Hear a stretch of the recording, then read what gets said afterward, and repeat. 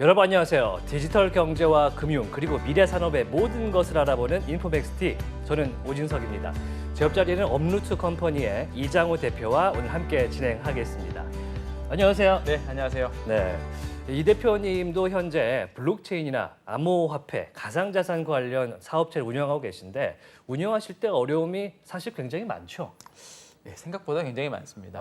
어떤 기업에게는 굉장히 당연한 활동들이 네. 또 가상자산 관련 기업이라서 너무나 난감한 상황이 발생할 때가 많죠. 특히 뭐 법이라든지 규정이라든지 이런 것들이 명확하지가 않아서 좀 그런 일이 발생할 것 같은데. 네, 예를 들어서 뭐 은행만 가더라도 예. 이 관련 기업이라고 하면 법인 계좌를 잘 안 만들어 준다든지 네, 이런 것들이 많아요. 그래서 저희가 오늘 이런 것들을 좀 알아보기 위해서 이 블록체인, 암호화폐, 가상자산 관련 법이야기 준비해 봤습니다. 자, 여러분들과 블록이도에서 세상으로 연결해 드리는 인포맥스티 인사이트로 바로 출발하시죠.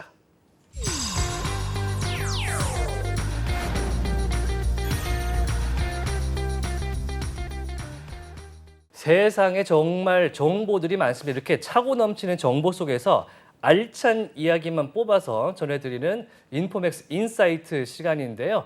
오늘 만나볼 분 어떤 분이실까요? 자, 오늘은 그 법무법인 주원의 주원의. 정재욱 변호사이고요. 네. 이제 우리가 가상자산하고 디지털 자산 쪽에 네. 많은 활동을 하고 계십니다. 그렇습니다. 정책 제안도 많이 해주시고. 법무법인 그래서 주원의 정재욱 변호사님 만나보겠습니다. 안녕하십니까? 네, 안녕하십니까? 네, 오늘 나와주셔서 대단히 고맙습니다. 감사합니다. 네, 일단은 현재 뭐 블록체인 관련된 활동들 많이 하고 계셔서 저희가 오늘 법 관련 이야기 좀 들어보려고 이 자리에 모시게 됐습니다.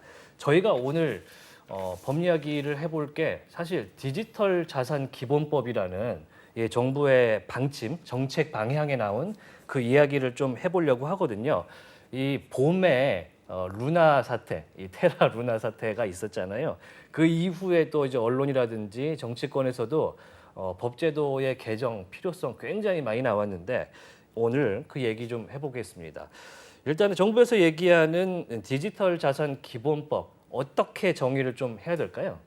뭐 아직 이 법안이 구체적으로 나온 건 아니고요. 네. 이제 준비 준비하고 단계라고 있다. 보시면 될 것 같고, 이제 미국에서도 지금 관련된 법안들이 좀 나오고, 그리고 바이든 행정명령이 3월 9일 날 나왔습니다. 그래서 각 부처들의 보고서들도 지금 이제 준비하거나 나오고 있는 상황이고, 한국에서도 거기 흐름에 맞춰가지고 디지털 자산 이제 관련해서 어떤 식으로 우리가 규율 체계를 정비를 할 것인지 이제 준비를 좀 하고 있는 단계다라고 생각하시면 될 것 같습니다. 근데 이게 좀 배경을 조금 아셔야 되는데 이게 한국에서 지금 크립토 관련된 규제나 제도가 전혀 없냐라고 했을 때는 그렇지는 않습니다. 네. 작년에 특검법이 개정돼 가지고 시행이 되고 있고 예. 뭐 일부 이제 사업자분들은 가상자산 사업자 신고제를 예. 통해 가지고 일정한 부분에 대해서는 어느 정도 정보가 관여를 하고 있습니다. 근데 이제 그 특검법이라는 거는 그러니까 자금 세탁이나 이제 불법적인 자금 흐름 이런 것들을 좀 막기 위한 법이거든요. 네. 그래서 그걸로 모든 걸 다 할 수가 없어요. 그렇죠.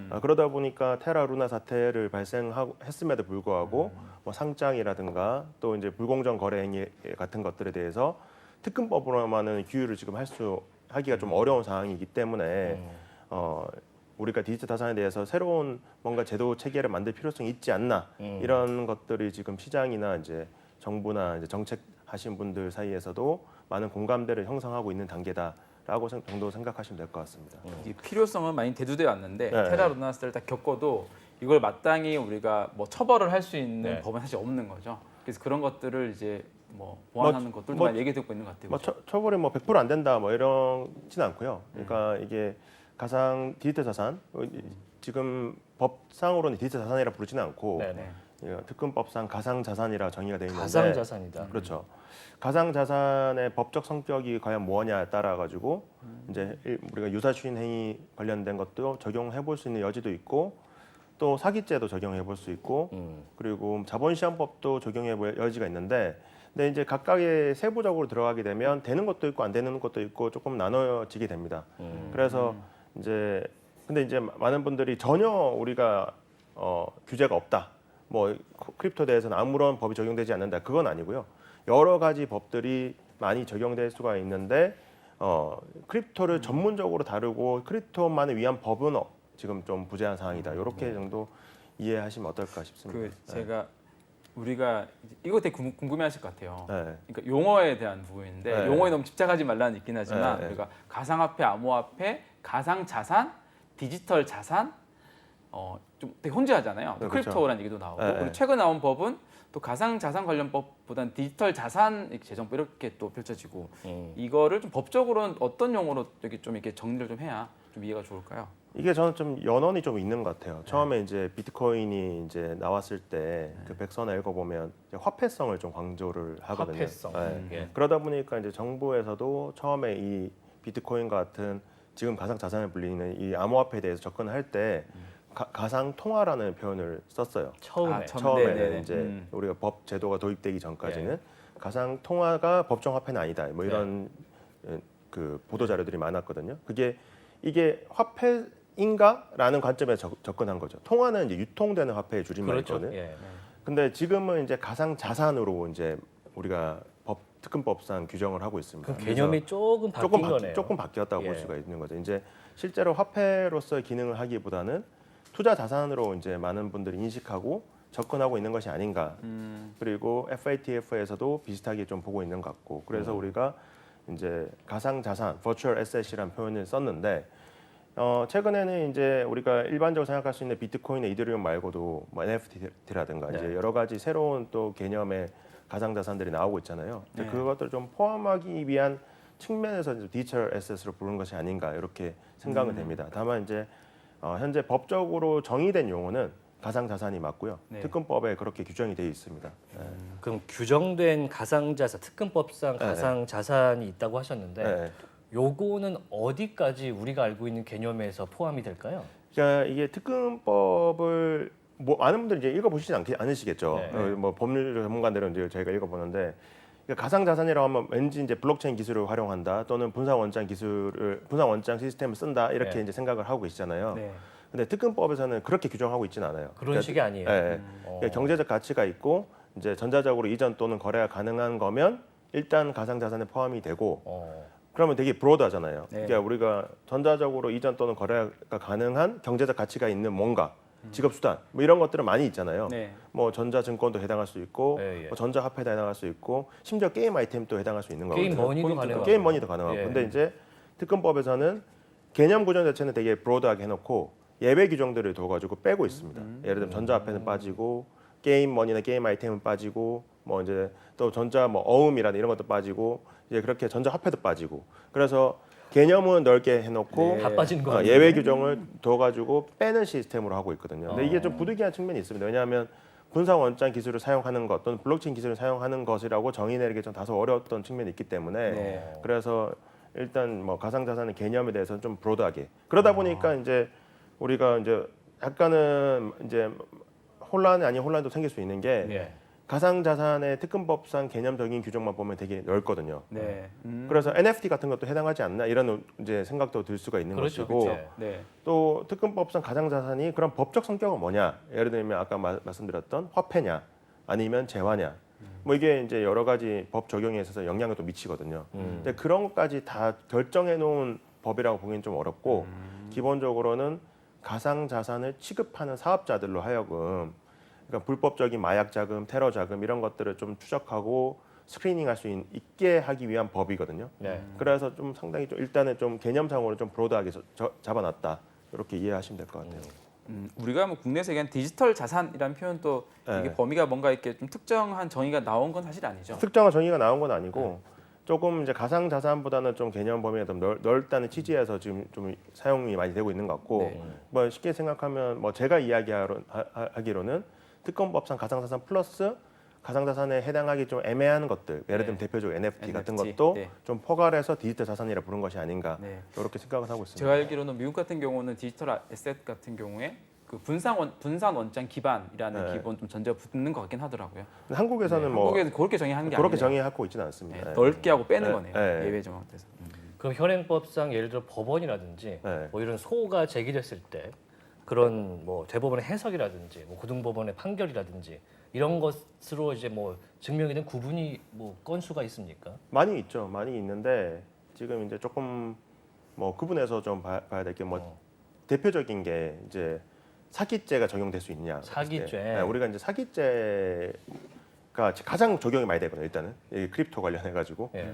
판결이 형사 판결이 한 제가 4월달에 국회 세미나 가서 이제 현직 판사분들이 분석한 자료에 따르면 2017년 4월부터 한 2022년 4월까지 형사 가상자산으로 이제 검색을 했을 때 형사 판결문이 한 4,900건 정도 나와요. 네. 그 중에 한 절반 가까이가 한 2,399건, 그 정도 가까이가 이제 그 사기죄와 관련된 아이고. 거거든요. 근데 이제 우리가 그럼 사기죄도 적용되냐 했을 때 의문이 생길 수도 있어요. 왜냐하면 사기죄라는 게 사람을 기망해서 재물 또는 재산상 이익을 그렇죠. 취득하는 예. 경우 성립하거든요. 네. 그러면 이제 내가 누군가 속여가지고 뭔가 받아야 되는 성립하는 법제인데. 그게 가치가 또 있어야 되고. 그렇죠. 예를 들어 재물이라고 하면 이런 컵 같은 거, 네. 노트북 뭐 이런 거 말하는 거고, 재산상 이익이라고 하면 이제 뭐 예를 들면 뭐 돈을 송금해 준다든가 아니면 금전적인 뭔가 것들. 혜택을 준다든가 뭐 여러 가지 이런 것들을 이야기할 수 있는 거거든요. 예.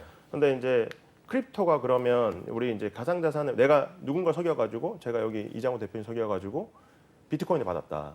그럼 이게 재물인가 아니면 재산상 이익인가 이 논의가 이루어진 적이 있어요.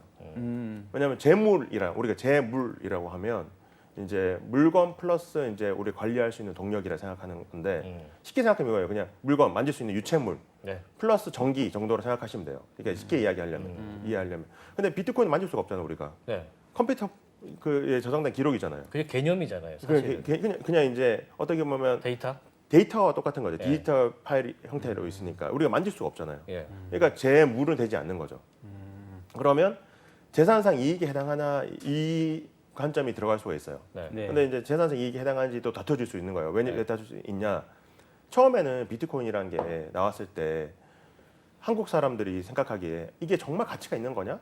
그런 의문이 생길 수 있었잖아요. 2016년으로 오래 돌아간다고 생각해 보면. 네. 그러니까 몇몇 사람들이 모여가지고 자기네들끼리 가치가 있다고 하는데, 예를 들면 우리가 어떤 게임에서 게임 아이템이 나왔는데 소규모만 거래를 하는 거예요. 그럼 그게 진짜 재산자 가치가 있는 건지 없는 건지 그걸 우리가 확신할 수는 없잖아요. 몇 명 돌렸었는데 그렇죠. 가치가 없을 수 있다. 근데 이제 비트코인은 우리가 2017년 이후에 엄청난 열풍이 불었죠. 네. 네. 그래서 누구나 지금 뭐 빗썸, 업비트, 뭐 코인원, 코비드 이런 데 들어가면 수천만 원에 거래할 수 거래가 있고. 되잖아요. 예. 그래서 법원도 이제 그런 것들을 이제 받아들이는 거죠, 이제. 아, 비트코인은 다른 거 뭐 법적 성격은 정확하게 모르겠지만 그 말은 잘 안 하지만 재산적 가치가 있는 건 확실하잖아요. 네.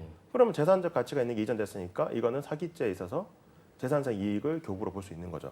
그래서 우리가 남을 속여가지고 비트코인을 받았다 또는 이더리움 받았다고 했을 때도 사기죄는 성립한다는 게 우리 대법원 판결입니다. 네. 어. 이게 사기죄는 성립한다. 사기죄 성립한다. 재산적 가치가 사기죄는 있으니까. 재물 플러스 재산상 이익에 재물을 안 받아도 재산상 이익을 받아도 성립하는 범죄니까. 예. 근데 우리가 횡령죄를 한번 가보면 네. 어떤 현상이 발생하냐면 이제 우리가 은행 거래를 하다가 네. 제가 이장호 대표님 계좌로 모르고 잘못 보냈어요. 예. 그러니까 제 네. 친구한테 보내야 되는데 예.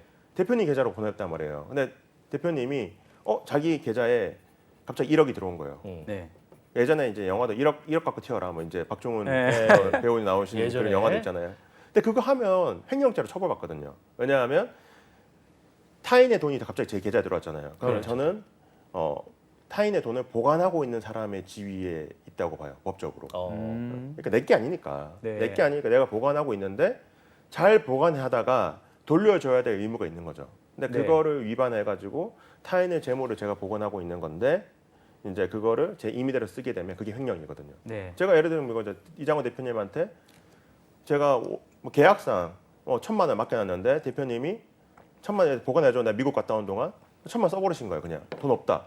횡령이거든요. 이거는 우리가 회사에서 내가 재무 직원인데 회사 돈을 운영하고 있다가 회사 돈을 제 마음대로 쓴다.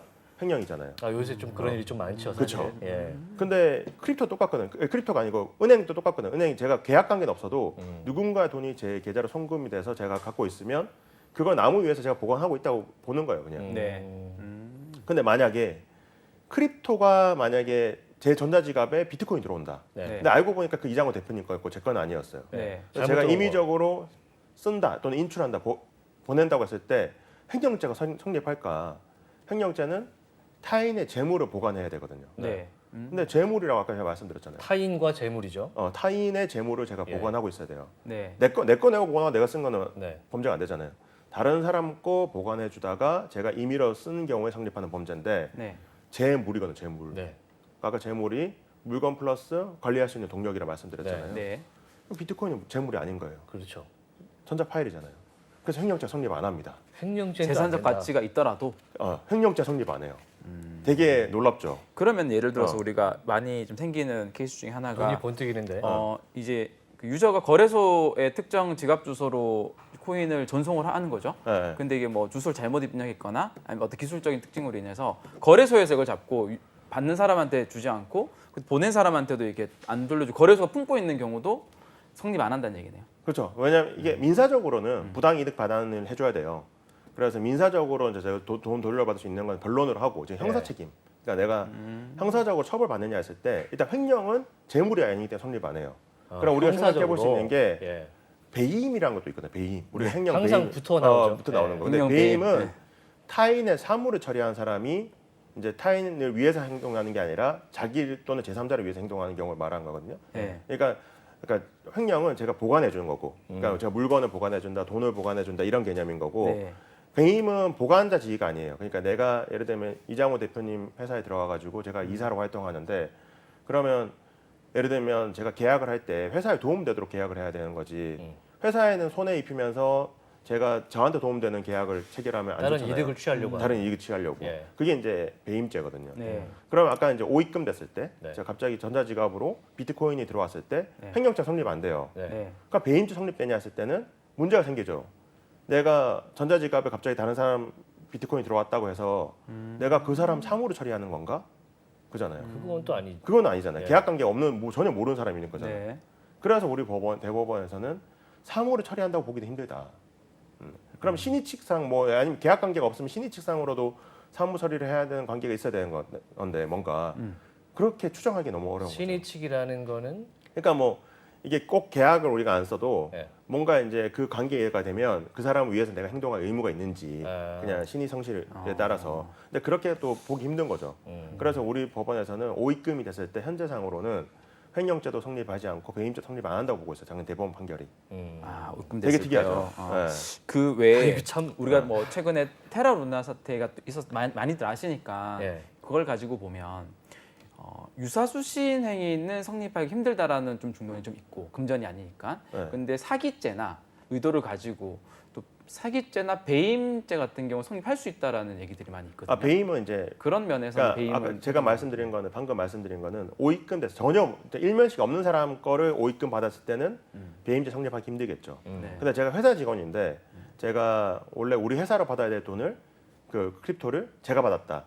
그러면 네. 저는 회사와 관계가 있잖아요. 네. 그런 경우에 제 마음대로 썼으면 배임죄 성립할 수가 있어요. 그러니까 네네. 모든 경우에 배임죄 성립하지 않는다는 건 아니고 네네, 케이스 전혀 따라서. 일면식이 없는 사람인데 크립토가 갑자기 전송이 잘못돼가지고 내 전자지갑 들어왔다. 그러니까 민사적으로는 돌려줘야 됩니다. 민사적으로는 제가 반환 의무가 있는데 형사적으로 내가 그거를 혹시 다른데 전송했다고 해서 뭐 예를 들어 감옥에 가냐 네. 또는 벌금 받냐 했을 때는 그거는 지금은 좀 어렵다라는 네. 거고. 근데 방금 말씀하신 이제 유사수신이 가장 많은 이슈인 것 유사수신은 같아요. 가장 이제 해당도 많이 되는 이슈가 거. 많이 되죠. 네. 왜냐하면 테라 루나 사태도 그랬고. 그리고 우리가 뭐 다단계라든지 뭐. 그러니까 다단계와 좀 구분해서 봐야 되는데 다단계는 이제 판매 방식에 따른 그런 거고 유사수는 이제 조직 체계와 관계없이 네, 원금 또는 이자를 보장을 약정해주면서 수신하는 행위를 말한 거거든요. 우리가 그러니까 이제 이자를 주겠다고 예, 원금 보장해주고. 거짓에 가까운 이야기를 하는 우리가 이제 이렇게 구분해 볼 수 있어요. 수신 행위가 있고 여신 행위가 있는 거잖아요. 그렇죠. 여신은 빌려주는 행위를 네. 말한 거고 수신은 받는 돈을 거고. 맡아주는 얘기 말하는 건데 여신보다도 수신이 그러니까 위험성이 더 커요. 왜냐하면 여신은 일단 돈을 빌려주는 상태잖아요. 그래서 대출 사고가 기능이죠. 터져도 일단 금융기관에는 손해를 입고 소비자도 이제 그 관련된 이용자도 손해를 입을 수 있겠지만 1차적으로는 금융기관이 손해를 입겠죠. 네. 근데 수신행위는 만약에 금융사고가 터졌다. 그러면 1차적으로 그냥 거기 돈을 맡겨놓은 사람들이 다 갑자기 알거지가 되는 거예요. 그렇죠. 네. 뭐 뱅크런 이런 거 발생했을 그쵸. 때 네. 그렇기 때문에 우리가 수신을 아무나 할 수 있게 하지는 않고 있습니다. 은행이나 저축은행 같이 일정한 인가를 받은 네. 그런 큰 자본력을 갖추고 인가를 받은 업체들만 할 수 있도록 하고 있어요. 예. 근데 이제 아무나 만약에 이제 그런 수신 행위를 했다고 했을 때는 처벌을 해야 되겠죠. 네. 그래서 우리가 유사수신 행위 규제법을 만들어 가지고 네. 불특정 다수한테 인가나 신고, 허가 이런 라이센스 없이 불특정 다수로부터 수신 행위를 하는 사람들을 처벌을 하고 있습니다. 근데 우리가 수신 행위라 했을 때 그 네. 법을 만들 때는 이제 모든 우리가 이제 그 행위에 대해 다 처벌할 수는 없고 네. 돈을 우리가 받는 행위를 다 전제를 한 거죠 예전에는. 네. 돈. 예. 그러니까 쌀을 대신 맡아준다, 뭐 밀을 대신 맡아준다 이런 건 다른 개념인 거예요. 네. 그렇죠? 보관 개념인 거고 지금 우리가 돈을 수신 받아준다는 것을 라이센스 없이 불특정 다수한테 해줬을 때 그 유사 수신이라고 보는 거거든요. 네. 원금 보장이나 이런 것이 없이도 아니 원금 보장 해주는 거죠. 그러니까 원금 해준다는 조건 아래 받는 것들. 원금 이게 그 수신 행위가 뭐냐고 했을 때는 네. 뭐 원금이나 이자 보장을 해주고 또는 원금 이자 말이 안 들어간다고 하더라도 뭐 예금 적금 명목 또는 뭐 회비 명목으로 해서 어쨌든 원금을 보장될 것 같다 또는 수익이 보장될 것 같다 실제 보장된 여부와 상관없이 예. 네, 네. 그런 약속을 하고 자금을 받으면 모으면 안 되는 거예요. 네. 근데 그게 다 이제 뭘 받는 게 안 되냐? 금전을 받는 게 안 된다고 우리 법을 만들 때는 다 정해놨어요. 네. 그럼 코인을 받으면 어떻게 되냐? 이게 이제 문제되는 그렇죠. 거죠. 그렇죠. 네. 이걸 돈으로 부르냐? 그렇죠. 네, 금전이 그러면 아니니. 금전이 뭐냐? 이제 금전에 대해서 여러 가지 학설이 있어요. 또 학설이 있는데 거기서 또 들어가야 돼요. 근데 이제 너무 그냥 간단히 정리하면 금전에 대해서 우리나라 대법원은 우리나라에서의 통화라고 보고 있어요. 그러니까 통화는 유통되는 화폐의 줄임말이잖아요. 네. 결국 쉽게 생각하면 원화라고 볼 수 있는 거죠. 네. 금전. 그래서 우리가 돈, 원화를 받았을 경우에는 성립하는 범죄인데 그러면 코인이 원화인가 했을 때는 가상통화는 법정화폐가 아니라는 게 계속 정부의 방침이었고 네. 또 작년에 이제 하급심 판결을 보면 코인은 금전이 아니다. 그러니까 코인은 비트코인은 금전이 금전이 아니다. 아니다. 예를 들면 네. 이런 거예요. 그 판결이 뭐냐면 제가 이장우 대표님한테 비트코인을 안 갚았어요. 원래 돈을 안 갚으면 뭐 재산 명지 신청도 할 수 있고 뭐 소송도 걸 수 있고 근데 다 해도 이제 이 사람이 돈을 안 갚아. 네. 그러면 마지막에 할 수 있는 조치가 채무 불이행자 등재 명부 등재를 할 수 있거든요. 네. 그러니까 이 사람 돈 안 갚으니까 채무 불이행자 명부 등재를 하면 이 사람 신용 불량자가 돼요. 2년인가요? 그게 등재가? 그래서 예. 그게 등재가 돼 버리면 신용카드 못 쓰고 이런 게 그렇죠. 있거든요. 예. 근데 코인이 안 갚은 사람에 대해서 채무 불이행자 명부 등재 신청한 거예요. 예. 근데 법원이 이제 반려를 했습니다. 이유가 비트코인을 인도할 채무는 금전 지문 채무가 아니기 때문에 그 말은 비트코인은 금전이 아니라는 금전이 거죠. 아니다. 그래서 지금 이제 유사시행이 우리가 생각할 때도 원금 또는 이자 보장 약정을 하면서 금전을 받은 경우 성립하는데 코인이 금전이 아니네. 그러니까 지금 문제가 발생하는 거죠. 비트코인을 받았을 경우 또는 뭐 테라 루나도 마찬가지고 네, 네. 크립토를 받았을 경우에 유사수신 행위가 성립할 수 있을까라는 의문이 생길 수밖에 없는 거죠. 근데 모든 경우에 안 되냐 그런 건 아니에요. 왜냐하면 이런 경우도 있을 수 있거든요. 그 크립토를 잘 모르는 분들에게 그러니까 내가 크립토 잘 투자해줄게라고 하면서 원화를 수취하는 경우가 있어요. 대신해 준다. 대신 내가 크립토 그쵸. 살게 네네. 그런 경우 많아요. 네. 실제로. 잘 모르니까. 네. 그때는 원화를 받은 거죠. 네. 그리고 원금 보장해줬죠. 이때 유사수신 행위 됩니다.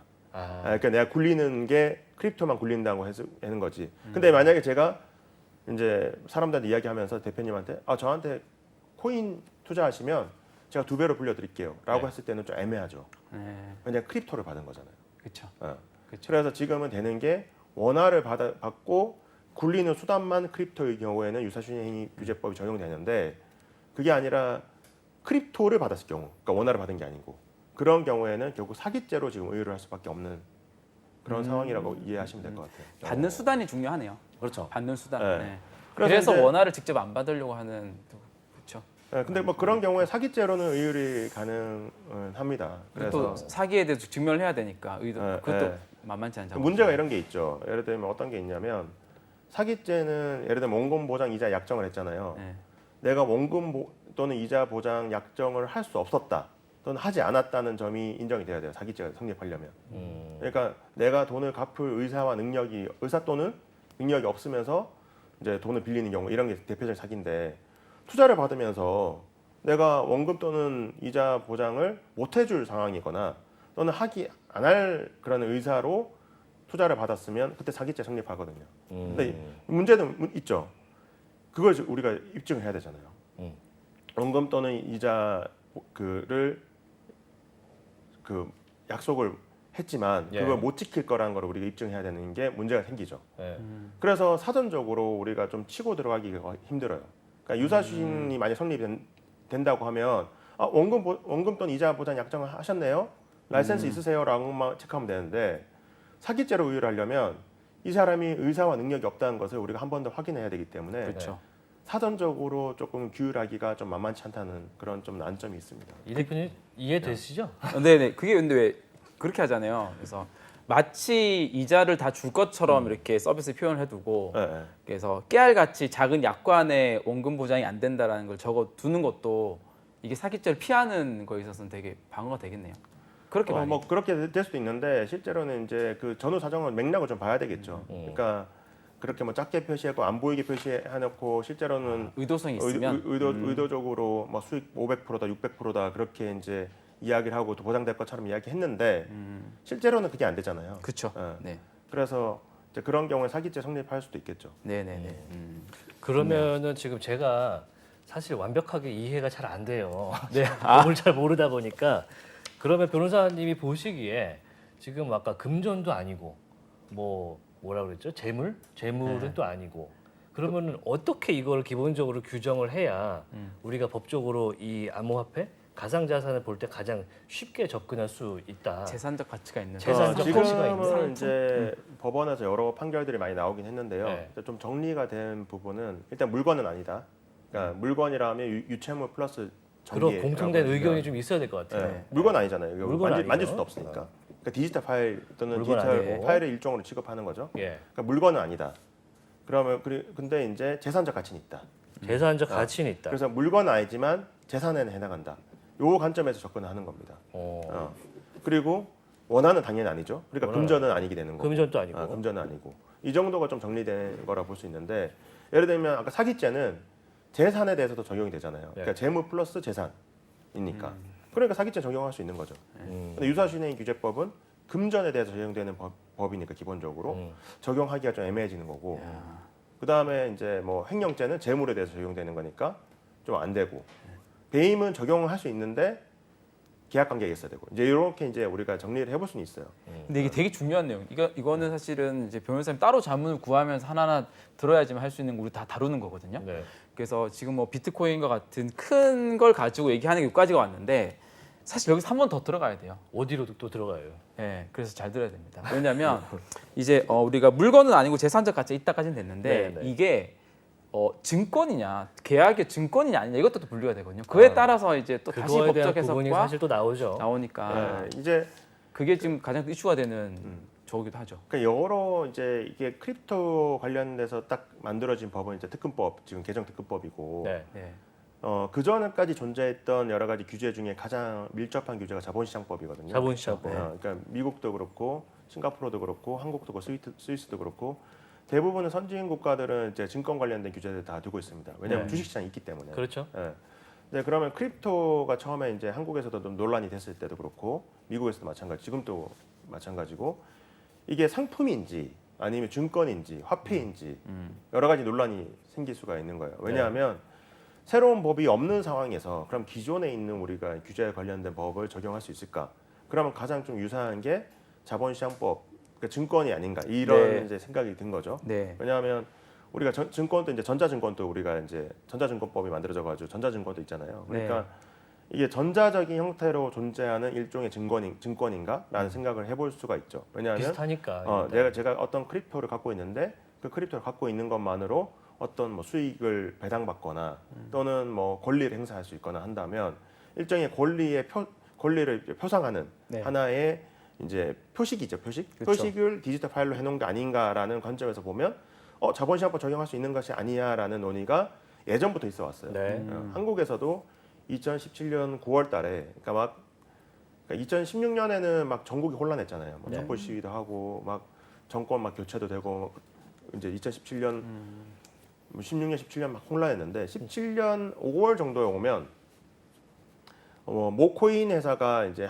스위스 가가지고 ICO로 성공했다는 이야기들이 막 시장에 퍼져요. 네네. 네. 그래서 뭐 이제 저한테도 이제 그런 연락들이 온 거죠. 백서 하나 만들고 홈페이지 하나 만드니까 투자를 비트코인이나 이더리움 이런 걸 투자를 몇백억씩 받는데 어떻게 해야 되냐. 이제 그게 ICO라고 불리기 시작했었던 거거든요. 네. 그래서 이제 스타트업 벤처 업계에서는 엄청 난리가 났었죠. 그러다 보니까 정부에서도 그거를 이제 감지를 합니다. 그러니까 정부가 되게 똑똑하거든요. 생각보다. 그래서 생각보다. 엄청 똑똑하세요. 엄청 그렇게- 빠르시고. 그렇죠. 그럴 수밖에 우리는 없어요. 많은 분들이 느리다 생각하시지만 저는 다 보고 있어요, 공- 사실. 공직자분들이 생각보다는 엄청 빠르시고 예.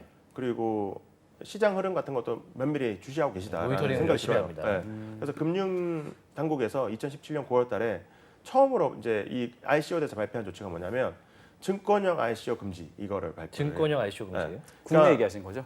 국내에서. 네네. 그러니까 이제 코인을 발행을 하면서 그 코인이 그러니까 명칭이 뭐든 간에 명칭이나 형식이 뭐든 간에 증권이면 자본시장법 적용될 수 있어라는 이야기들을 2017년 9월 초에 합니다. 예.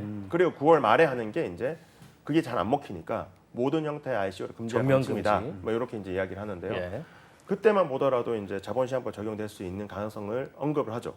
그리고 미국에서는 어떻게 하냐면 미국에서는 SEC가 실제로 적용을 합니다. 증권거래위원회가 그래서 크립토가 투자계약 증권에 해당하게 되면 이제 허웨이 테스트라는 거 거쳐가지고 예. 이제 투자장애 증권에 해당하게 되면 SEC 관할로 가서 이제 증권 관련된 규제를 적용을 시켜버리는 거고요. 한국에서는 아직 적용된 사례는 없긴 한데 예. 이제 우리나라도 그렇게 비슷하게 가지 않을까 그렇게 추측은 되고 있는 거죠. 특히 이제 이게 뭐 때문에 또 촉발이 됐냐면 투자계약 증권이라는 게 좀 생소하실 분들이 많이 있을 거예요. 그쵸. 왜냐하면 실무상 적용된 사례가 한 가지밖에 없거든요. 그러니까 뮤직하우 관련해서 이제 이번에 투자계약 증권에 해당하니까 증선위에서 보완 조치를 해라. 이제 이게 첫 사례거든요. 예. 예. 그 전까지는 자본시장법에 투자계약 증권이라는 게 있긴 있었는데 네. 거기에 대해서 적용한 사례가 없다 보니까 과연 크립토에 대해서 투자계약 증권으로 인정할 수 있을까에 대해서 이론적 논의가 있었지만 실무상으로 그게 가능한지에 대해서 좀 의문이 있었어요. 현재는 어떻습니까? 이제 뮤직하우 사례가 생긴 거죠. 뮤직하우는 크립토 회사는 아니지만 네. 뮤직하우가 이제 뮤직하우 에셋에서 저작권을 다 보유를 하고 예. 뮤직하우 에셋에서 이제 저작권 청구권, 참여 청구권을 이제 뮤직하우에 설정을 하고 뮤직하우에서 그걸 다시 쪼개가지고 예. 사람들 사게 한 거거든요. 예. 이제 그게 이제 투자계약 증권이라고 이제 증선위에서 판단했어요 올해 초에. 그러다 보니까 이제 사례가 생긴 거죠 이제. 투자계약 증권이 실제로 이제 금융당국에서 해석하고 적용을 시킬 수 있겠구나. 그래서 크립토 관련해서도 투자계약 증권에 해당할 가능성들을 이제 검토를 예전부터 해왔지만 이 향후에 더 이제 좀 빡빡하게 검토를 할 필요성은 전 생겼다고 저는 생각이 듭니다. 그럼 현재 딱 법적으로 봤을 때 우리나라에서 ICO 행위를 하면 어떻게 되나요? 그러니까 ICO를 금지하는 법은 지금까지는 없어요. 그러니까 금지하는 법은 또 없어요. 금지하는 그러니까 직접적으로 금지하는 법은 없습니다. 그러니까 또 어. 직접 간접적으로 써야 되는데 법조인이다 보니까 그러니까 ICO 전면 금지 방침을 2017년 9월 29일 날 예. 9월 29일 날 발표를 해요. 네. 근데 그 내용을 읽어보면 이제 형태나 명칭 이런 거 관계없이 이제 ICO를 전면 금지할 방침이다. 예. 그럼 어떻게 할 거냐? 유사시행위 규제법을 개정하는 방향으로 한다고 했었어요. 예. 근데 네. 아직 개정이 안 됐습니다. 그래서 ICO 자체를 금지하는 법은 없는데 직접적으로 간접적으로는 있죠. 그 코인이 증권이면 자본시장법이 적용될 수가 있는 것이고 네. 그렇죠. 또 아까 말씀드렸던 이제 유사시행위 관련된 법이 적용될 수도 있는 거고 예. 형태에 따라서 또 이제 다단계 판매면 방판법 금지법 네네. 또 그게 간접이라는 또 거구나. 이제 목적에 따라서 사기죄 적용될 수도 있고 여러 가지 또 외환 규제도 적용될 수도 있어요. 그래서 규제들은 이제 여러 가지 산발적으로 있는 것이고 ICO 자체를 금지한 건 아니지만 우리 ICO를 한다고 했을 때 적용될 수 있는 규제들은 여러 가지가 있는 것이죠. 그래서 이제 간접적으로 좀 금지되어 있다 이렇게 보고 있는 편이 많이 간접적으로 그래서 금지되어 이게 있다. 우리가 2017년도에 ICO 금지 그러니까 법안은 아니지만 이게 나와서 국내 회사들이 국내 법인을 세워서 ICO 그 암호화폐로 자금을 조달하는 행위는 이제 안 하게 되고 이제 해외에 법인을 내서 네. 해외 법인에서 암호화폐로 자금 조달 행위는 하게 됐거든요. 그렇죠. 네. 그러면 최근에 이제 뭐 윤석열 정부가 이제 들어오면서 공약 중에 하나가 국내 ICO 행위를 허용하겠다라고 한 것은 그렇게 된다면 국내에 법인을 설립을 하고 그 법인 이름으로 암호화폐를 발행하고 자금을 조달하는 행위가 가능하다. 물론 증권이 아닌 것에 한해서 그렇게 되겠네요. 정리하면. 그거는 이제 아마 추이를 좀 저도 지켜봐야 되지 않을까. 전면적인 제가 건 아닌 것 같고요. 정책 당국자는 예. 아니니까 그거는 뭐 저희가 정책이 구체적으로 또 예. 나오면 이제 거기에 대해서 분석해야 될 것 같고 그런 방향성으로 가진 않을까 싶습니다. 많은 분들이 이제 이야기하시는 게 네. 이제 실제로는 해외 그 SPC 설립해가지고 다 국내 유통만 하잖아요. 그러다 보니까 여러 가지 좀 난점들이 있습니다. 어떤 난점이 있냐면 소송하기도 저희가 힘들고, 그러니까 분쟁이 발생했을 뭐만 때 하면 싱가포르에 본사가 있고. 뭐 본사가 어딘지 확인하기 어려운 경우도 예. 있어요. 그것도 어렵고 또 기업 입장에서도 굳이 이제 해외 법률이나 설립 비용 같은 거 들여가면서 해외 발행을 하잖아요. 그래서 그런 불합리함들이 있기 때문에 뭐 제도적으로 이제 개선할 필요는 있다 생각이 드는데 문제는 이제 이런 게 있는 거죠. 이제 그러면 우리가 그냥 발행 허용해 버리면 이게 크립토가 예를 들어 무분별하게 발행돼 가지고 지금 안 그래도 엄청난 사건이 많거든요. 사기 사건 이런 것들이. 이제 그래서 국민의 이제 경제 생활에 악영향을 끼친 거 아니냐 그런 우려들이 있습니다. 그래서 이게 허용하기 위해서는 기본적으로 이제 규제 틀이라든가 뭐 제도적인 기반 이런 것들이 저는 필요할 거다. 이게 추측이 생각이 되긴 합니다. 예. 애매모호하게 규제가 되다 보니까 우리가 뭐 악화가 양화를 구축한다는 얘기도 있듯이 우리 진짜 사업자시거든요. 진짜 제대로 된 비즈니스는 오히려 이제 활동하기 힘들어지고 예. 음지에서 활동하는 것좀 많아지. 왜냐하면 그런 망들을 충분히 피하면서 할 수 있으니까 그렇게 되는 것 같고. 근데 이제 우리가 아까 그러니까 증권형 토큰, 그러니까 증권성을 띌 경우는 자본시장법을 따른다 그랬잖아요. 네. 그러면은 근데 자본시장법을 따라서 암호화폐 ICO를 할 수 있는 방법이 없잖아요. 국내는. 없는 게 아니라 이제 증권 관련된 규제를 지켜야 되는 거죠. 이제 그러니까 근데 대표적으로 지키고 암호화폐를 발행해서 크립토로 자금 조달하는 행위 자체, 그러니까 자본시장법을 따라야 되는 것까지는 다들 되는데 네. 자본시장법을 따라서 그 증권형 코인으로 자금을 조달하는 ICO 자체가 그 다음 단계는 거의 한 데가 없거든요. 그러니까 네, 그렇죠. 그거에 대한 어떤 세부적인 가이드나 룰들이 없다는 거죠, 사실은. 그래서 지금 이제 그러니까 미국도 보면 이제 책임 있는 금융혁신 관련된 법안 이제 발의가 됐는데 네. 그것도 보면 이제 미국에서도 이제 증권형 가상자산 그리고 비증권형 가상자산 그리고 구분을 했죠. 보도자산 이 세 가지 줄 구분해가지고 네네네. 이제 증권형 가상자산, 증권형 코인이라 부를게요. 이제 네. 증권형 코인에 대해서는 이제 SEC 관할로 하고 네. 그다음에 이제 상품에 대해서는 CFTC, 그러니까 네, 상표선물거래위원회 관할로 하고 보조 자산에 대해서는 그게 새롭게 나온 개념인 것 같아요. 일정한 공시 의무를 지키면 음. 이제 증권 규제는 적용하지 않는 이런 형태로 아마 정리가 될 것 같고 예. 추세 처음에서도 이제 2017년에도 쭉 오는 추세예요. 그래서 증권형 가상자산, 비증권형 가상자산 나누자라는 여러 가지 이제 국제적인 흐름도 있는 것이고 한국에서도 이제 그런 추세대로 가지 않을까. 왜냐하면 이제 증권형 가상자산에 대해서 이제 자본시장법이 적용될 수 있는데 이제 네. 말씀하신 대로 적용될 수 있다면 적용 우리가 어떻게 할 것인가. 이제 여기에 대해서 연구와 또 고민이 당연히 필요한 것이고 그러니까 비증권형 가상자산에 대해서는 공백이란 말이에요. 네. 네. 물론 특근법이 있긴 하지만 특근법은 제한적인 기능만 하는 거니까 그러면 비증권형 가상자산에 대해서 우리가 발행이라든가 이제 공시라든가 이런 또 불공정 거래 행위라든가 이런 것도 어떻게 규율할 것인지에 대해서는 이제 디지털 자산 기본법이라든가 네. 이런 것들 필요하지 그렇게 않느냐. 양쪽 이제 그런 논의 정도가 지금 이제 있다라고 생각하시면 될 것 같고요. 미국이 고민도 많이 한 것 같아요. 왜냐하면 보조자산이라는 개념이, 그러니까 우리는 증권형 아니면 비증권 두 개로만 이분법 나누는데 하나를 더 둔 거예요. 보조 자산은 뭐예요?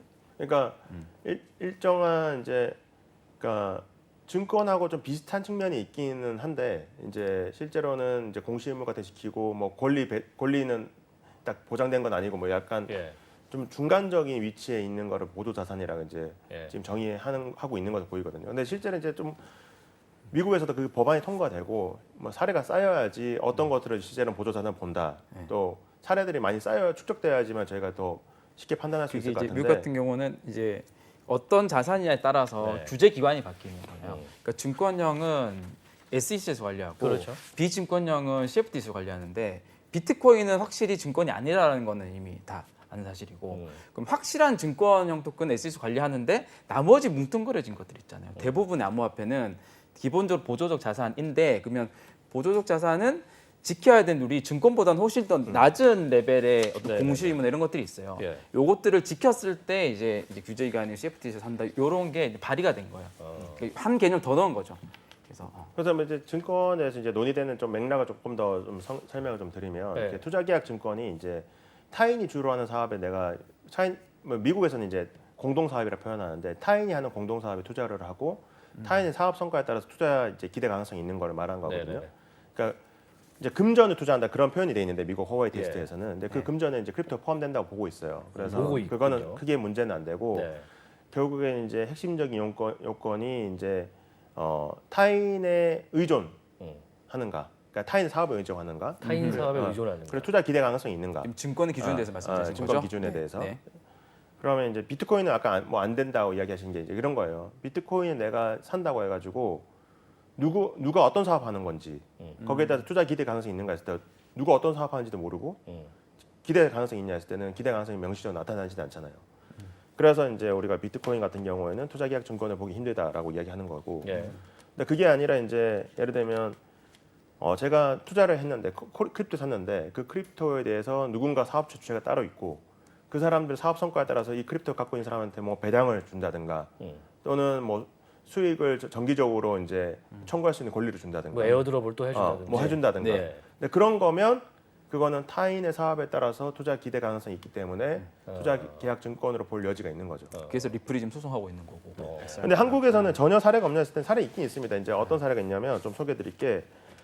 2020년도 판결인데 그 예전에 한 2019년 정도에 이제 거래소들에서 거래소 토큰을 만들어서 많이 유행을 했었어요. 네, 그렇죠. 그래서 왜냐면 대형 거래소야 가만히 있으면 장사가 잘 되지만 중소형 거래소들은 뭔가 이제 그 원화 마켓이 안 됨에도 불구하고 뭔가 더 약간 매력이 있어야 되잖아요. 그 자기 생태계를 위해서 만드는 거죠. 인센티브를 그렇죠. 주죠. 그 인센티브를 주기 위해서 예. 우리 거래소가 얻는 수수료 수익의 일부를 나누겠다 이런 취지로 거래소 토큰을 만들고 거래소 토큰을 막 이용을 하면 그 거래 수수료 수익을 배당해주거나 또는 아니면 수수료를 할인해주고 막 이런 네. 것들을 많이 했었어요. 네네. 그래서 그걸 거래소 토큰이라 부르는데 그 거래소 토큰이 투자계약 증권이 아니냐는 이제 좀 논란이 있었습니다. 근데 거기에 대해서 어떻게 이제 했어요? 남부지방법원이 아니 투자계약 증권이 아니다. 왜냐하면 일단 구체적인 계약상 권리를 보기 힘들고, 그러니까 이게 배당을 받을 수 있는 권리가 명시적으로 되어 있는 것도 아니고 첫 번째로 또 두 번째로 그걸 사는 사람들이 주로는 시세 차익을 목적으로 위해 산다는 거죠. 그러니까 배당 받으려 사는 게 아니라. 그래서 이걸 투자계약 증권을 보기 힘들다고 한 판결이 있긴 있습니다. 이게 만약에 판결이. 어떤 백서라고 하는 사업 계획서에 그 배당에 대한 어떤 규칙들이 명시가 돼 있으면 그거는 이제 증권 좀 더 되는데. 명확하겠고 그래서 보통 그걸 언급 안 하죠. 그죠? 네. 그래서 그런 불분명함도 아마 작용하지 않았을까 추측이 되고요.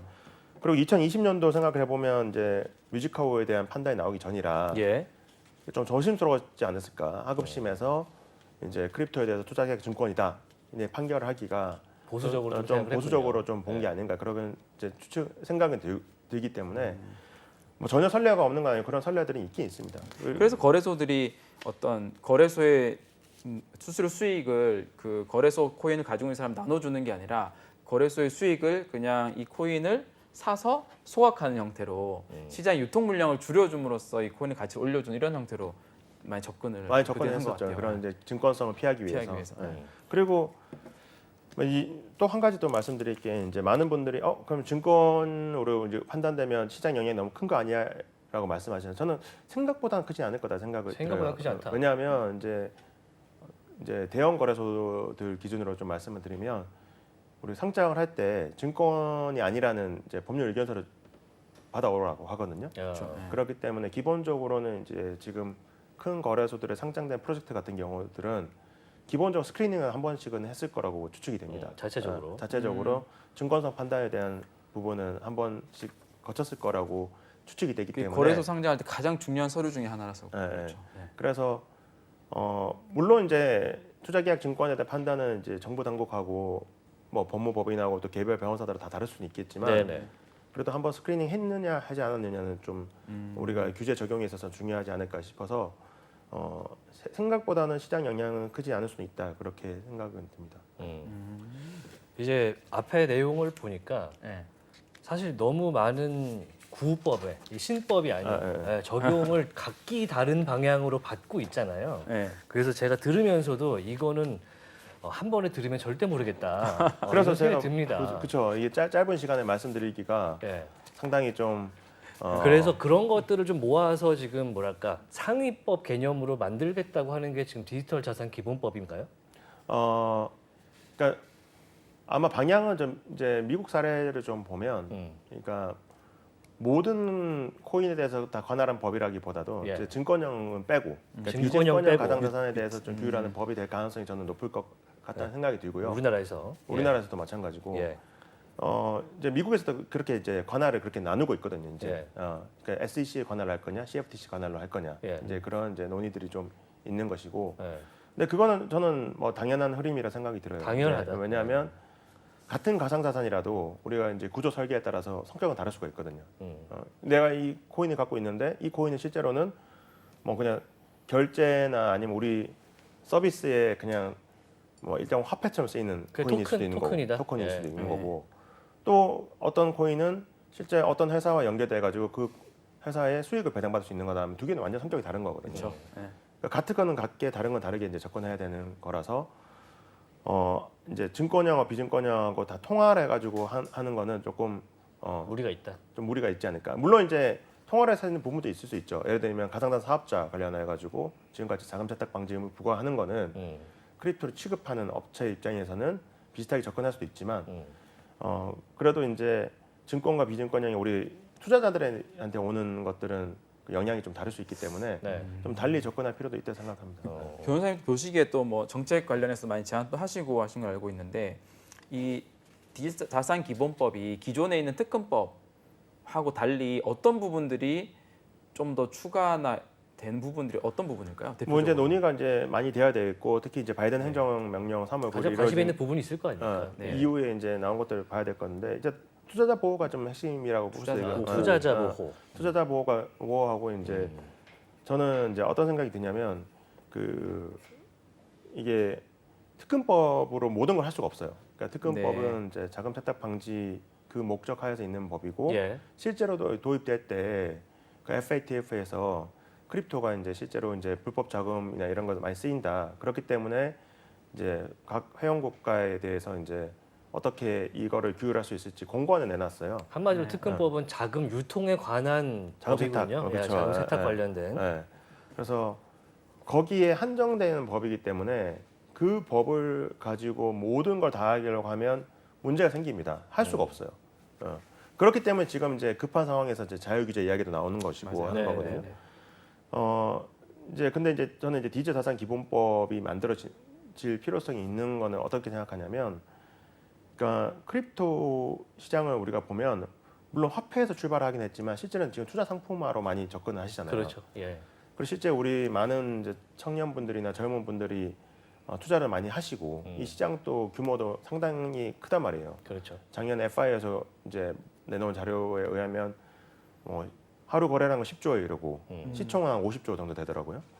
그러니까 상당히 큰 시장이기 때문에 이미 시장으로서 우리가 접근을 한다면 그리고 이 시장 인정을 한다면 시장의 기본적인 룰은 우리가 세팅해 줄 필요가 있다고 생각이 들어요. 그러니까 너무 중요한 이게 아까 이제 사기죄 있잖아요. 사기죄가 우리가 나쁘니까 처벌한다 이게 아니거든요. 그러니까 사기죄가 비교적 근대적인 범죄 규제예요. 비교적. 그러니까 사유재산죄가 만들어졌을 때 나온 이제 범죄가 절도죄, 강도죄 이런 거거든요. 남의 거를 훔쳐간다, 강탈해간다. 사유재산 개념이 있을 때. 내 거 있으니까 내 거란 걸 지키기 위해서는 남을 훔쳐가는 거, 강탈해간 거 우리가 규제를 해야 될 거 아니에요. 그렇죠. 처벌해야 되고. 사기죄는 근데 시장 발달하고 이제 밀접하게 관계되어 있습니다. 그러니까 모르는 사람들하고 거래가 많아지잖아요. 네. 그러면 모르는 사람하고 거래를 한다고 했을 때 서로 신뢰가 없거든요. 그렇죠. 그잖아요. 네. 한 번 보고 말 사이면 또 모르는 사람이면 제가 여기 이제 아시는 분들하고 제가 거래를 하면 제가 예를 들면 원산지 속였다. 네. 그러면 밝혀지면 제가 다시 장사를 못 하겠죠. 그 장소에 가가지고. 네, 네. 근데 그게 아니라 제가 익명으로 장사를 하는데 원산지 속였다 하면 계속 아이디 바꿔가면서 장사를 하면 그 사이트가 망합니다. 그래서 그런 시장을 지키기 위해서 만든 게 사기죄거든요. 그 사기죄가 우리가 뭐라고 이야기하냐면 거래 상대방 사이의 신뢰를 형법적으로 확보한다. 이제 이런 개념이에요. 신뢰를 형법적으로 확보한다. 그걸 우리 생각을 해보면 규제라는 거는 신뢰를 확보하기 위한 수단이라고 볼 수 있는 거예요. 너무 좋은 그 말씀. 말이 핵심인 것 같아요. 그래서 우리가 미국에서 미국 그 자유 국가에서 이코노미 레귤레이션을 하잖아요. 근데 왜 할까? 자유를 그렇게 숭상하는 나라에서 그거는 결국 시장 실패 때문이거든요. 그러면 규제가 어디까지 역할을 할 수 있을까? 와치독이라고 이야기해요. 와치독. 그러니까 우리가 이제 집 지키는 개, 감시자. 그러니까 집이 시장으로 본다면 집을 지키기 위해서 시장을 지키기 위해서 규제가 있다는 거죠. 그래서 우리가 규제가 나쁜 거라고 볼 수는 없어요. 이게 적절한 규제와 제도화는 오히려 이제 시장의 신뢰를 촉진할 수 있기 때문에 만약에 이제 크립토 시장을 이제 하나의 뭐 불법 도박 시장으로 도박이라고 본다면 뭐 이걸 보호할 필요는 없겠죠. 그렇게 볼 수도 있고요, 사실. 근데 그게 아니라 이제 그 정도로 넘어서서 전 세계가 참여하고 있는 일종의 제3의 투자 시장이다라고 본다면 그거를 무시할 수 없다면 그 시장에서의 불공정 거래 행위 또 투자자 보호 이런 것들을 위한 결국 신뢰 확보를 위한 최소한의 장치들을 우리가 어떻게 할 수 있을 것인가에 대해서 좀 고민을 할 필요가 있고 그런 점에서는 이제 디지털 자산에 대해서 다루고 있는 법제들이 좀 필요하다고 생각이 듭니다. 오늘따라 법이 이렇게 매력적으로 보입니다. 규제는 신뢰를 네. 확보하기 위해서 하는 그렇죠. 것이다. 그런 말씀이신데 네. 사실 뭐 와치도 그 경비견들 말씀하셨는데 네. 강아지가 집에 너무 많아지면 네. 집주인이 못 살거든요. 네. 그 정도까지 가면 안 되기 때문에 물론 적절한 나쁜 규제가 규제도 있죠. 필요한데 네. 그 변호사님이 보시기에는 이제 뭐 기본법 얘기도 나오고 아직 뭐 시간은 좀 남은 것 같습니다만 가장 효율적인 모습으로 세팅이 되려면 그러니까 규제를 하면서도 시장은 발전해야 되고 산업은 또 앞으로 나가야 되는데 이게 밸런스가 맞으려면 어떤 모양새가 가장 좋다? 저는 생각하십니까? 뭐 이제 규제 방향성에 대해 많은 분들 생각이 다를 수가 있을 텐데 네. 개인적인 결국 의견 이제 좋습니다. 정보의 비대칭 문제 해소가 가장 관건이 아닐까 싶습니다. 그러니까 정보의 비대칭성 네. 해서 물론 다 해소는 할 수 없겠죠. 예를 들면 뭐 크립토 시장만의 특수성이 있을 수 있습니다. 예를 들면 발행자한테 뭐 공시 규제를 한다 했을 때 예를 들어 비트코인을 가면 어떻게 공시 규제 지키냐 그잖아요. 비트코인 발행자 누군지도 모르는데 이런 여러 가지 이제 난점들이 분명히 존재를 하고요. 또 크립토가 국경이 없기 때문에 우리나라만 이제 규제한다고 해서 또 되는 것도 아니고 이런 여러 가지 문제점이 있습니다. 근데 그럼에도 불구하고 이제 일반 국민들이 접근할 때는 그러니까 온체인 거래 말고 오프체인 거래들로 많이 접근을 하잖아요. 실제로는 온체인과 오프체인은 잠깐 뭐가 다른지 좀 그러니까 설명을. 제가 예를 들면 비트코인을 산다고 했을 때 제가 뭐 업비트나 비썸에 가입해가지고 거기에 돈을 집어넣고 코인을 사서 거래소 지갑에 머물러 있는 정도인 거지. 제가 그걸 개인 지갑으로 빼가지고 개인 지갑 전송하고 하는 사람들은 생각보다 많지는 않다는 거죠. 네네. 네. 헤비 유저와 라이트 유저. 그렇죠. 예. 그래서 어떻게 보면 원화하고 크립토 사이의 거래만 많이 하시는 편이고 많은 분들은 네. 물론 이제 여기 이제 이장호 대표님이나 크립토 쪽에 계신 분들은 지갑 뭐 메타마스크나 이런 것들을 많이 쓰시고 하시고 예. 저도 쓰고 하지만 일반 국민들이 접근했을 때는 네. 결국에는 가상자산 사업자를 통해 가지고 많이 접근을 하거든요. 예. 그렇기 때문에 이제 그 지점에서는 정보 공개의 투명성, 그러니까 예를 들면 상장이라든가 또는 이제 발행한다고 했을 때 발행 이제 관련된 정보라든가 네. 그런 것들을 가능한 범위에서 최대한 좀 투자자들이 좀 알 수 있도록 그리고 위험성이 있을 때 이제 알람을 할 수 있도록 그런 장치들이 좀 필요하지 않을까 생각이 듭니다. 정보의 비대칭. 오늘 들으면서 어떤 생각하셨어요, 대표님? 아까 잠깐 얘기 드렸다시피 규제 뭐 필요하다고 좀 많이 생각이 들었는데요. 네. 그거에 대한 훨씬적인 당위성이나 이런 것들이 많이 느껴지는 시간이었고요. 네. 저는 또 가상자산 관련된 또 비즈니스 또 산업에서의 또 플레이 역할을 하고 있는데 사실 난감한 부분들이 굉장히 많아요. 그리고 그게 이제 근본적으로 들어가 보면 제도에서 이제 그 자금 세탁 방지를 위한 특근법 중심으로 법이 되어 있다 보니까 예를 들어서 가상자산 비즈니스를 하는데 암호화폐 거래소에 법인 계정을 만들 수 없어요. 그렇죠. 뭐 이런 것들이 이걸 자금 세탁의 어떤 하나의 채널로 보니까 못하는 거거든요. 그런 것들은 이제 디지털 자산 기본법에서 투자자 보호 플러스 그리고 산업 진흥을 위한 게 빨리 들어왔으면 좋겠다. 네, 어렵습니다 비즈니스가. 아유, 저희도 오늘 공부 많이 하는데 앞으로도 좀 더 모셔서 얘기를 들어야 될 것 같아요. 네, 마지막으로 네. 변호사님 사실 뭐 활동하시면서 네. 이쪽 업계 관련해서 이제 송사도 많이 보셨을 텐데 그럴수록 이거는 좀 이상하다 그런 투자자의 행동들에 대해서 좀 감상이 있으실 것 같아요. 한마디 해주신다면? 이제 이 참 어려운 게 이제 투자자 보호도 해야 되고 산업 진흥도 해야 되고 둘 다 하긴 해야 돼요. 둘 다 이제 균형 잡히게 가는 게 중요한데 예. 이제 크립토를 보면 뭐 NFT라든가 이런 것들도 여러 가지 가능성을 보여주는 반면에 또 그 밑에 이면에는 또 수많은 사기 사건들과 유사수신 다단계 이런 것들도 많이 있습니다. 많이 목격이 됩니다. 그리고 외환 관련해서도 최근 논란이 많잖아요. 그래서 이게 불법적인 외환 우리 외환 보유고를 유출하는 그렇죠. 그런 데 쓰일 수도 있는 것이고 또 다른 한편 생각해 보면 크립토가 국경 없이 존재하는 만큼 어떻게 보면 손쉬운 해외 송금 수단도 해외 크립토 크로스오버 결제 수단으로 쓸 네, 수도 장점이 있는 거고 되고요. 양면성이 존재하는 것 같아요. 그래서 이 부분에 대해서는 저도 이게 졸속적으로 이제 입법을 하고 정책을 짜기보다도 이런 장점과 단점 그리고 양면성을 다 함께 아울러서 가는 게 필요하다 생각이 들어요. 그래서 예를 들면 이제 정부가 이제 정책을 짠다고 했을 때 모든 걸 다 정부가 할 수는 없을 거예요. 그러면 시장 참여자들이 자유규제도 어느 정도 받쳐줘야 될 것이고 그리고 시장 참여자들도 신뢰 확보를 위한 이제 노력들도 해야 될 것이고 그래서 그런 것들을 좀 같이 좀 할 수 있는 방안 찾아야 되지 않을까 싶고 정책을 짤 때도 가장 전 중요한 게 어쨌든 균형 잡힌 시각이 중요하지 않을까 싶습니다. 그러니까 코인은 무조건 사기다 이것도 아니고 그렇다고 이제 코인이 무조건 미래의 뭐 혁신적인 아이템이다 이것도 아니고 그러니까 양면성은 동시에 지니고 있다 그 관점에서 접근하는 게 필요하지 않을까 싶습니다. 뭐랄까 굉장히 중립적인 오늘 전문가를 모셨다. 보통은 굉장히 좋아하시든지 굉장히 규제주의자시든지 뭐 그런 편인데 오늘 굉장히 중도에 있으신 것 같다라는 생각이 듭니다. 변호사님 이쪽 업계 그러니까 블록체인이나 암호화폐 쪽을 이제 많이 다루게 되신 계기나 뭐 그런 걸 좀 들으면서 저희도 마무리를 좀 해보도록 네. 하겠습니다. 그러니까 원래는 이제 제가 법무부의 세종이라는 곳에서 이제 네. 회사팀 변호사로 있었는데 그때 이제 제가 원래 학부가 경영학 전공이다 보니까 제 주변에 사업하신 분들이 좀 많이 계셨어요. 네. 이제 그 사업하신 분들 중에 이제 크립토로 해외 송금하는 비즈니스 처음에 이제 시도하신 분들이 계셔가지고 그래서 저도 자연스럽게 접근하게 됐습니다. 그래서 크립토가 해외 송금 수단으로 활용할 수 있구나. 그리고 제가 그때 연구 보고서도 좀 찾아보니까 한국은행이라든가 이제 금감원 연구 용역 보고서 보니까 그런 가능성들도 언급이 돼 있더라고요. 그래서 재밌겠다라고 해서 들어온 게 2016년 한 10월달 가을쯤이고요. 근데 그러다가 2017년에 저도 모르는 사이에 뭐 엄청나게 이 시장이 막 커져 있더라고요.